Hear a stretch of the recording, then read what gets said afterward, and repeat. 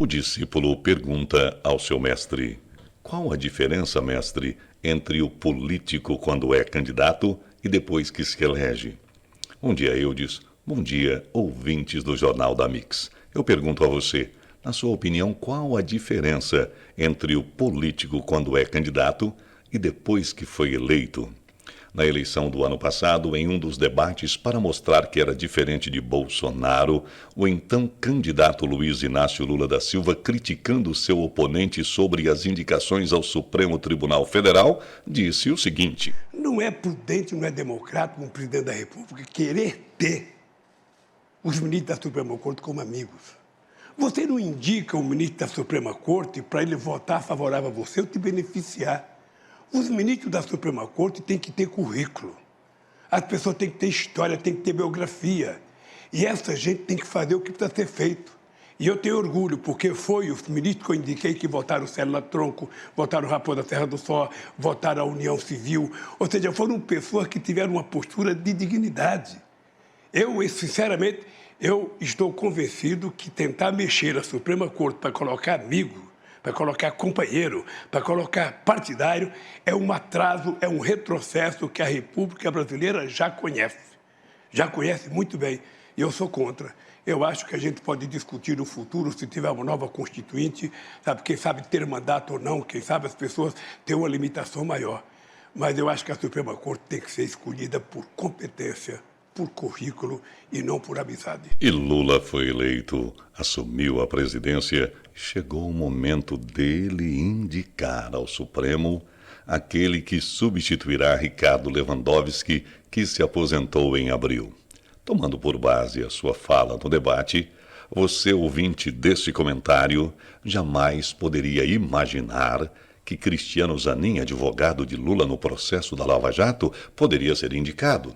Como indicar para o Supremo quem foi advogado do próprio presidente quando ele encontrava-se preso?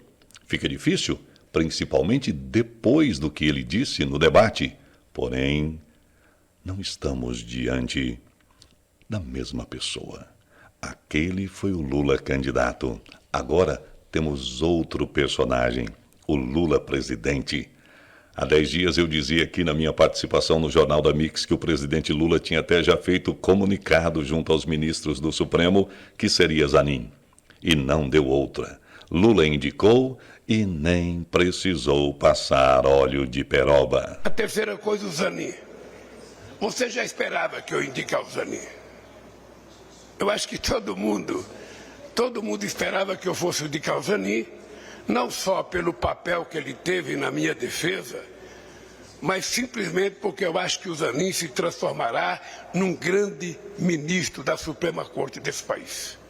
Eu conheço as qualidades como advogado, conheço a qualidade dele como chefe de família e conheço a formação do Zanin. Ele será um excepcional ministro da Suprema Corte, se aprovado pelo Senado, e eu acredito que será. E eu acho que o Brasil vai se orgulhar de ter o Zanin como ministro da Suprema Corte. Você viu? Nem ficou vermelho. O jovem olha para o mestre estupefato e o mestre devolve a pergunta. E agora, caro discípulo, qual, na sua opinião, é a diferença, não a única, mas nesse exemplo específico, entre o político candidato e o político eleito, guardadas, eu repito, as exceções? E o discípulo diz: o político candidato, mestre, ele mente, ele não tem medo de mentir, nem fica com a consciência pesada ao fazer exatamente depois de eleito o oposto do que se comprometeu publicamente. E o mestre diz: sim, você entendeu. Há outras, mas essa com certeza é uma delas, com pouquíssimas e honrosas exceções. Mas a história não acaba aí. O discípulo pergunta então: mas mestre, o indicado pelo presidente não tem que passar pela sabatina no Senado? Sim, meu bom aluno. E a maioria dos senadores eleitos, mestre, não é de perfil conservador?